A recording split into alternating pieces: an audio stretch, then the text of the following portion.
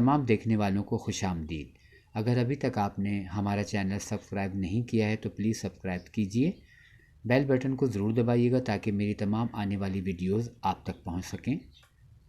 इसके अलावा वीडियो अच्छी लगे तो लाइक कीजिएगा। लाइक करेंगे तो अपने ख़यालात का इज़हार ज़रूर कीजिएगा।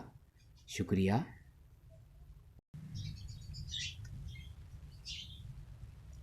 और आज रांझा भी चल बसा। इंतहाई अफसोस के साथ कह रहा हूँ कि मारूफ अदाकार एजाज़ दुरानी इंतकाल कर गए। अल्लाह मरहूम की मग़फ़िरत करे, आमीन।